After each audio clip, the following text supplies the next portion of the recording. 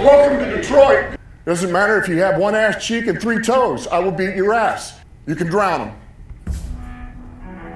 And that's what we gotta be. That's who we have to be. Because that's our domain. That is our domain. Because we'll tread water as long as it takes to fucking bury you. Takes the snap, turns, gives to Montgomery, right side, end zone, touchdown, Detroit Lions! Yes. We are driven by Detroit. Hello, Detroit Lions, friends, fans, and family members. Welcome on back to yet another episode of MCM Motor City Mania. I'm your host, David T. Pike. And as always, we're diving on in. So folks, right now, there is a hell of a lot of news that's going on. It is coming out fast, hard, and heavy, and it's hard trying to keep up. But what we're going to be talking about in this episode is the news that directly is of interest to Detroit Lions fans. There's a lot of stuff that's been coming out. There's been a couple of pieces of news that I know a lot of Lions fans are going to be particularly interested in. They're going to talk about because it's going to draw strong reactions. And I'm telling you this right now, even as I sit now recording this episode, I've got my phone in my lap and it is just buzzing like crazy. But what we're going to talk about is we're going to talk about the news that, like I said, for all Lions fans, it's big news. And it's big news because it's not only happening from what's going on inside the organization, but also what's going on outside of the organization. So, first and foremost here, let's talk about the news that's going on inside of the organization. As we all know, every team right now is in the process of cutting players to get down to the mandated 53-man roster. Well, as it would stand right now, the Lions have already made a couple of cuts. But what's been going on in terms of those cuts, for the most part, has not been too surprising. But there have been a couple of surprising guys that have been cut. And there have been some guys that definitely deserve to get cut, and we can now finally say that it is officially over for Hendon Hooker. Hendon Hooker has officially been cut by the Detroit Lions. And I'm going to say this right now. This has been, a year way too late of actually happening because Hendon Hooker really didn't show much last year. Hendon Hooker was regulated to the third string behind, Teddy Bridgewater once he came back. And then, we get into this year. There was all of the hope that he could eventually become the number 2 quarterback. Absolutely got beat, absolutely got demolished in terms of competition with quarterback Kyle Allen. And this right now is the final seal, the final stamp of approval from the Lions pretty much saying, yeah, you're not going to be our backup quarterback.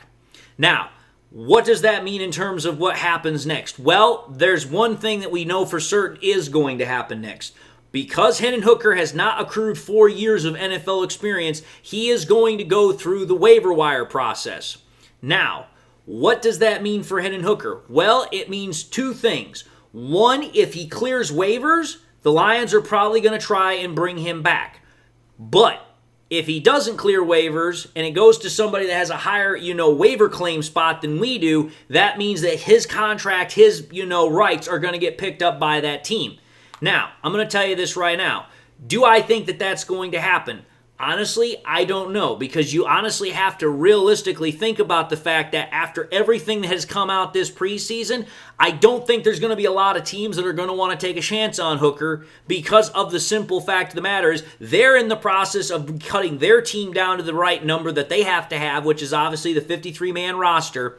And it's like, listen, can you really justify cutting somebody that's been on your squad and then all of a sudden you bring in this guy that has not looked very good over the course of the preseason to just sit and ride the bench? There's not a lot of teams I can think of that are even going to possibly entertain that idea. The only team that I could see that might even possibly entertain that idea might be the Saints, because their quarterback room is an absolute dumpster fire. But let's just say hypothetically that he does clear waivers. Now he has the opportunity to sign with any team that he wants. So he could, in theory, come back to Detroit. The problem is I don't know if he's going to want to or not. Again, Hendon Hooker is at that point in his career where it's like, hey, he's now 28, almost 29 years old. He's going to want a chance to play. He's going to want a chance to prove himself. Let's call it for what it is. It's not going to happen here in Detroit. It's not going to happen. I've been saying that ever since we drafted him. I said it all this offseason. I said it all last offseason. It's not going to happen. Jared Goff is the franchise quarterback he is going to be for the next at least 7 years. Because Goff's not going anywhere. So it's like, if you're talking about Hendon Hooker, where he's now getting up there into that 30 range, he's only 2 years, a year and a half off, he's going to want to try and find an opportunity that's really going to present him the best chance to actually get out on the field. There's absolutely no chance of that happening here in Detroit. None. He's already been beaten out by Kyle Allen. So there are two guys that are directly in front of him to potentially get reps before he will. And one of them is definitely getting reps. Obviously, that's Goff. So the real question you have to ask yourself is, if he clears waivers, is he going to even want to come back? And if he doesn't clear waivers, what's the team that's potentially going to get him? And like I said, the only team I can think of that even might want to take a shot on him, because they still haven't declared a starting quarterback yet, would probably be the Saints. So that's the first bit of news that we needed to talk about. The second bit of news is news that just literally broke the wire as I was getting ready to sit down and make this episode. And that's the news that the Lions have officially cut wide receiver Jackson Meeks. They have waived him. They have, put him into the waiver wire. Now, I'm going to tell you this right now. I don't approve of this decision because I don't think it's a smart one. It might be smart from the fact that, hey, Dominic Lovett can help in terms of the special teams, so he has more value there. But the report has already been stated that the Lions want to bring back Jackson Meeks if he clears the waiver wire. I'm going to tell you this right now. I will be shocked as all hell if he clears the waiver wire. Because, again, as I said with Hendon Hooker and, him getting cut, I would be shocked if he would make the number 2 quarterback job because he hadn't earned it. He had not deserved it. He had earned to get severed, which is exactly what happened.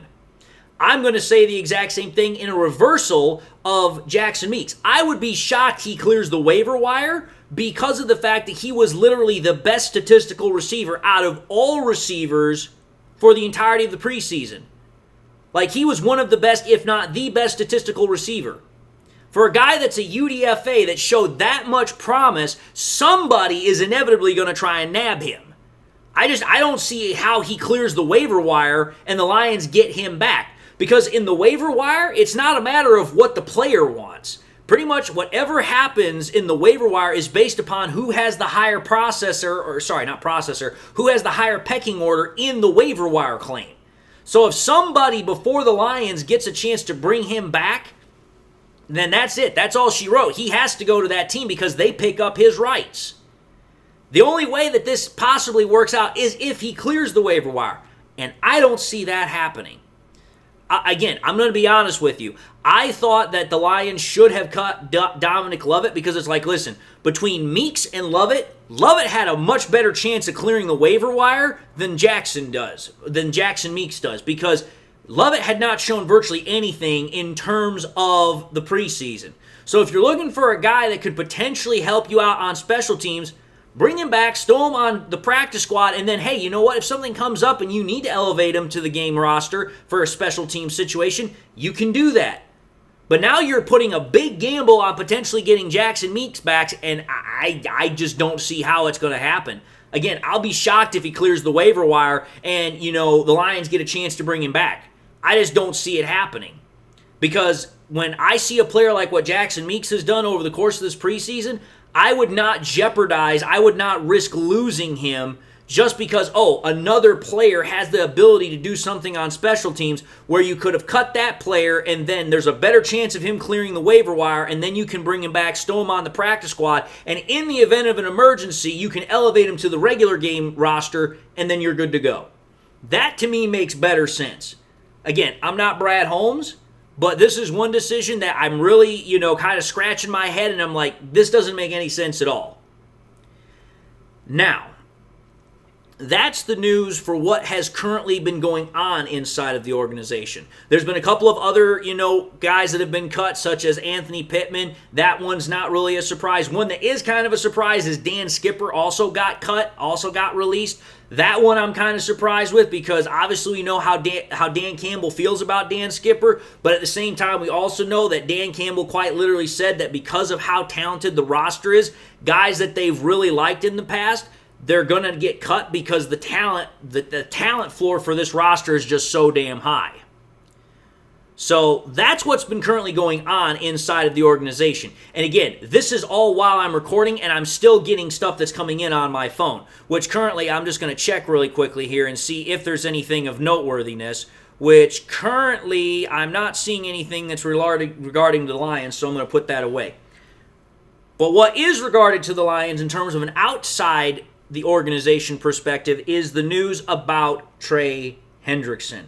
And there's a specific reason why I'm bringing this up. And anybody that knows exactly what I'm referring to, it has to do with the fact that, number one, I have been one of the biggest chargers in terms of saying, do not, under any circumstances, try and make a trade for this guy.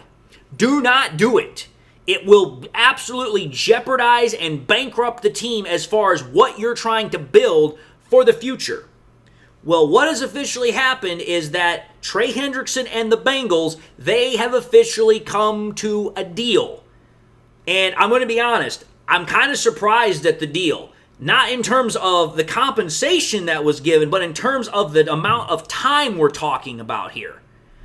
All summer, freaking the Bengals and Hendrickson had been jockeying back and forth for position in terms of the negotiations, and it got literally pretty much nowhere. But then, literally about 30 minutes to an hour ago at the time I'm recording this, we're getting news from Ian Rappaport, Tom Pelissero, Adam Schefter that the Bengals and Trey Hendrickson, they have officially now come to a deal where Hendrickson is going to sign a 1-year deal worth $30 million. He's getting a $14 million raise to play for one season for the Bengals. I'm going to tell you this right now.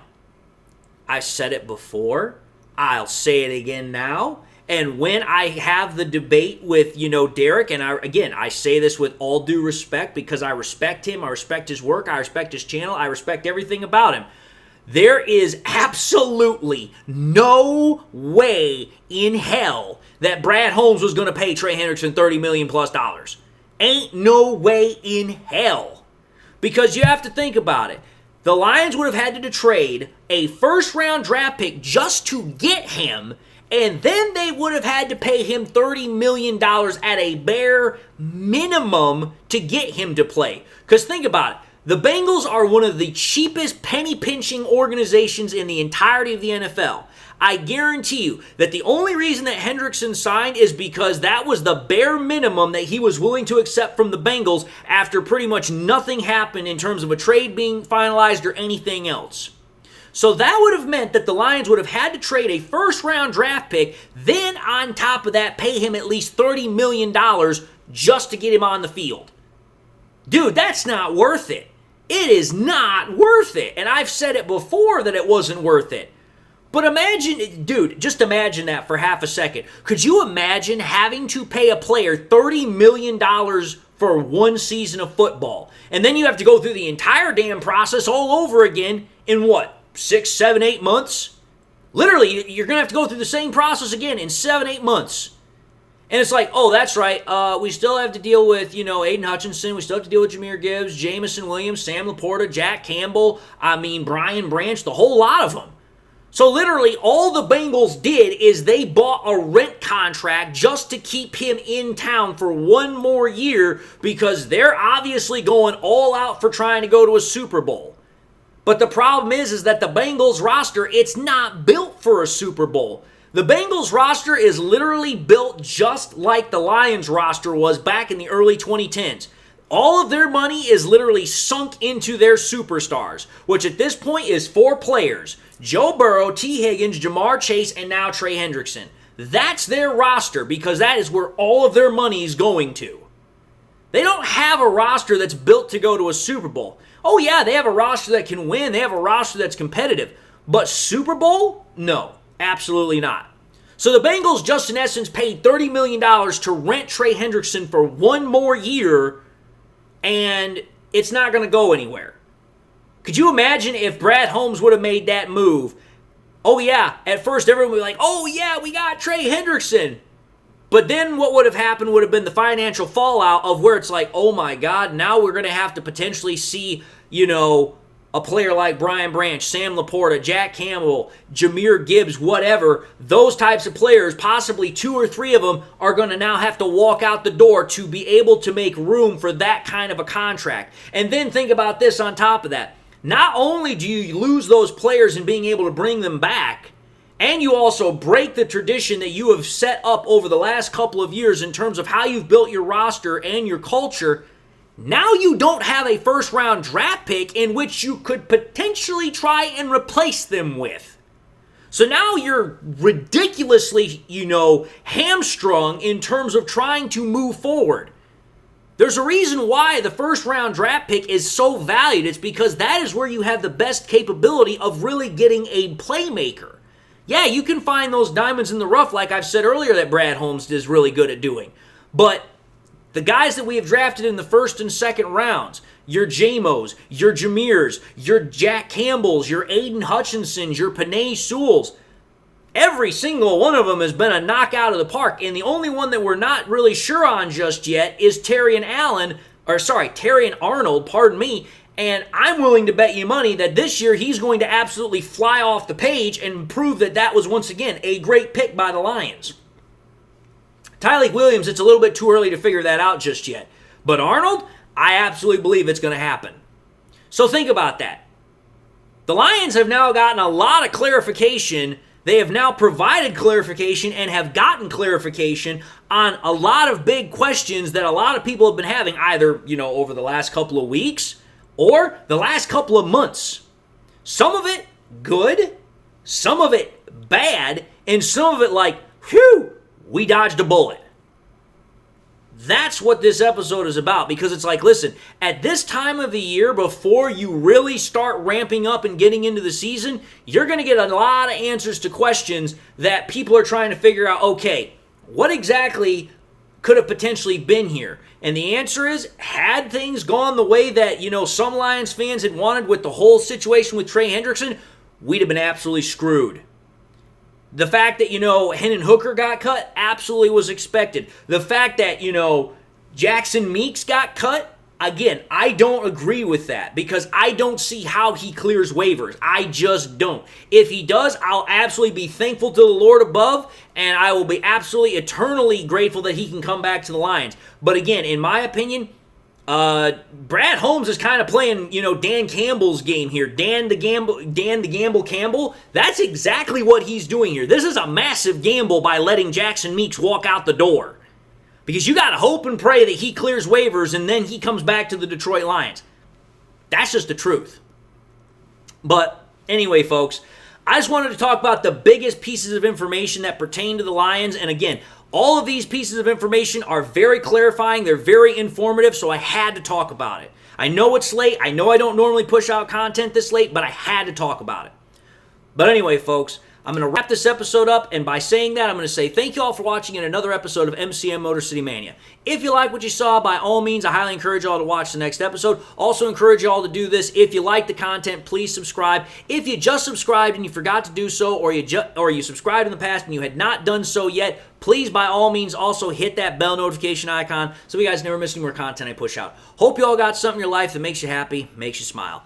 God bless, my friends. And until the next time we meet, I'll see you all in the next episode.